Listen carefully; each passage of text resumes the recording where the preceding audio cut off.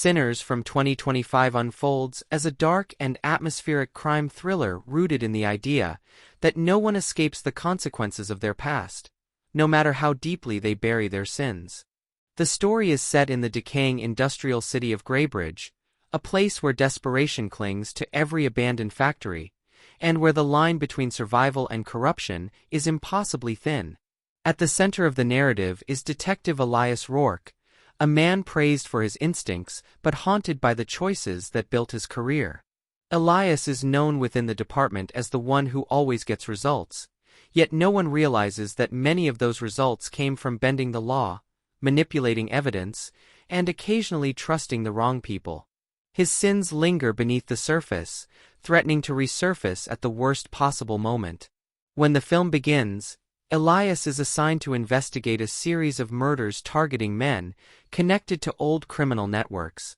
The victims are found wearing symbolic marks burned into their skin, circles intersected by lines, symbols that resemble both religious iconography and gang signatures.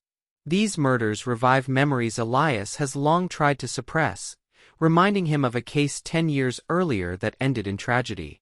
That case involved a botched raid, the death of an informant he had promised to protect, and a cover-up orchestrated by both Elias and his former partner, Nolan Creed. The city believed the deaths at the time were gang retaliation, but Elias knows the truth.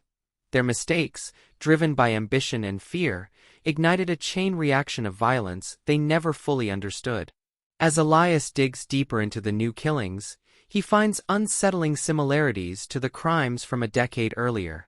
The symbols carved into the victims match the ones used by a forgotten cult-like gang known as the Covenant, a group that had vanished after the raid that Elias once led. The investigation takes a personal turn when he discovers that the murdered men were all participants in the cover-up that protected him years ago. It becomes clear that someone is hunting those connected to the original sin, eliminating them one by one. Elias realizes he is not just chasing a killer. He is being stalked by the consequences of his own past, by someone who believes justice can only be delivered through blood. As pressure mounts, Elias is forced to reunite with Nolan Creed, now retired and living in isolation after being consumed by guilt.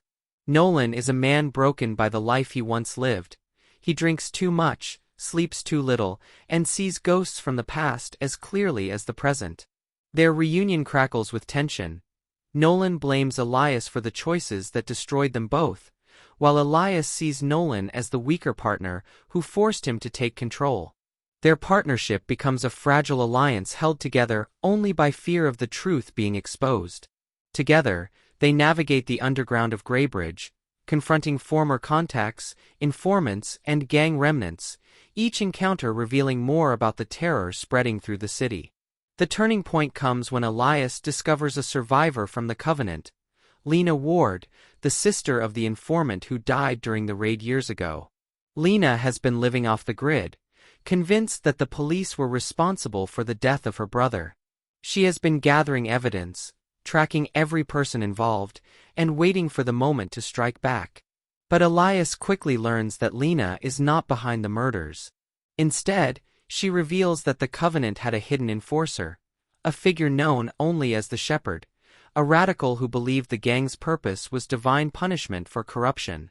The Shepherd disappeared after the raid, presumed dead. Now it appears he has returned, using old symbols to send a message. Sinners must pay for their sins, regardless of the badge they once wore. Elias becomes increasingly paranoid as he realizes the Shepherd has been watching him, tracking his movements, and manipulating the investigation to corner him. He receives cryptic messages hinting at knowledge only someone who truly understood the old case could possess. The film builds a suffocating sense of inevitability. Elias is not just solving a case, he is walking toward a reckoning long overdue. His attempts to protect himself and Nolan lead him into deeper moral decay, including tampering with new evidence and threatening witnesses. Every action he takes mirrors the very corruption that put him in danger, reinforcing the theme that sin perpetuates itself when never confronted honestly. The climax erupts in the abandoned church that once served as the Covenant's meeting ground. The Shepherd captures Nolan, using him as bait to lure Elias. The confrontation between them is tense and symbolic. The shepherd does not see himself as a murderer, but as an agent of balance, exposing hypocrisy and punishing those who hide behind authority. He forces Elias to confess the truth about the raid, about the death of Lena's brother, and about every lie he told afterward. Elias, cornered by guilt and surrounded by the ghosts of the past, admits that he crossed lines he never should have crossed, believing the ends justified the means. His confession is raw, broken, and marks the first honest moment of his life in years. But the shepherd does not accept verbal repentance. He declares that true atonement must be paid in blood. Before he can execute Nolan, Elias intervenes in a violent fight that blends desperation with moral ambiguity. Elias kills the shepherd, but the victory is hollow. His actions mirror the same brutality he spent his career claiming to fight. Nolan dies from his injuries, whispering that at least now the truth can be buried forever. But Elias realizes that burying the truth is exactly what brought them to this moment. In the aftermath, Elias turns himself in, submitting a full confession about the past and present crimes. The department reels from the revelations, the public loses trust in the justice system, and Greybridge descends further into chaos. Yet Elias accepts his punishment with grim resolve, believing that taking responsibility is the only way to break the cycle. The final scenes show him in a prison cell, sitting in silence, finally confronting the sins he spent a lifetime running from. The film ends on an ambiguous note, questioning whether redemption is ever truly possible, or if some sins carve themselves too deeply into the soul to be washed clean. Sinners stands as a bleak, atmospheric meditation on guilt, corruption, and the high cost of ignoring one's own moral decay. It presents a world where truth is painful, justice is imperfect, and every sin leaves a shadow that eventually returns to claim its due.